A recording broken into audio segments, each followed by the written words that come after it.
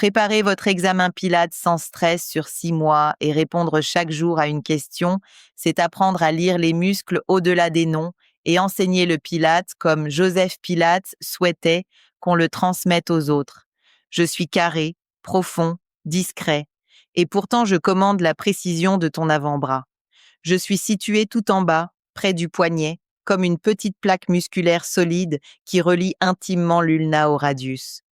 Je prends naissance sur le quart distal de la face antérieure de l'ulna. Mes fibres se dirigent transversalement, presque à l'horizontale, pour venir s'insérer sur le quart distal de la face antérieure du radius. Mon orientation est courte, dense, directe.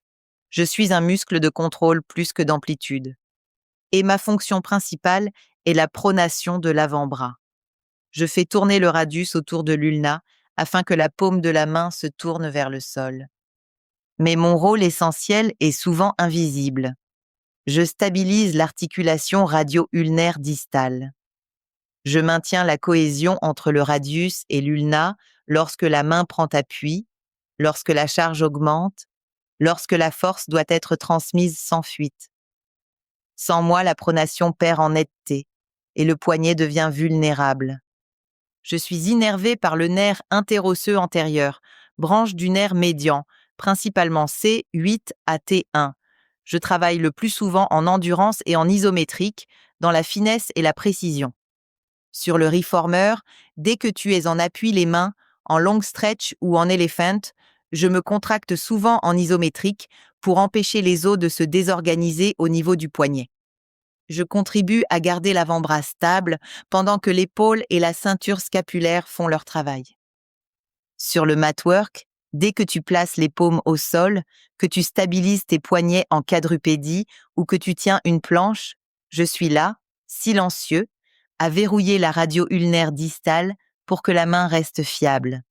Sur la stability chair, en appui sur les mains lors de l'elephant, je stabilise la radio-ulnaire distale pendant que le tronc et les épaules s'organisent.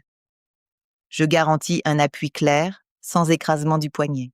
Avec le ladder barrel, lors du handstand en appui sur les mains, je maintiens la pronation fonctionnelle de l'avant-bras en charge inversée, empêchant la dispersion des forces vers le coude et l'épaule. Sur le Cadillac, dans le spread eagle, je stabilise l'avant-bras pendant que le corps s'ouvre et se suspend, assurant la sécurité et la cohérence de l'appui. Sur l'arc barrel, dans le leg pull, je travaille avec toute la chaîne antérieure pour maintenir un appui fiable pendant la résistance à la gravité. Sur le spine corrector, dans le leg pull front, je verrouille l'appui de la main afin que la charge se transmette correctement vers le tronc, sans compensation distale. Alors, l'avez-vous deviné? La réponse visuelle est en page 132 du livre Anatomie et Pilates, révision et préparation à l'examen, le corps de la tête aux pieds, avec les corrections et un examen blanc corrigé, de Caroline Berger de Femini, disponible en bilingue français et anglais sur Amazon. Bon courage pour la préparation de votre examen. Si ce podcast vous aide dans votre pratique ou votre préparation, laissez-moi 5 étoiles sur Apple Podcast ou sur votre plateforme d'écoute. C'est rapide, gratuit et cela aide énormément à le faire découvrir à d'autres passionnés de Pilates. Merci pour votre soutien.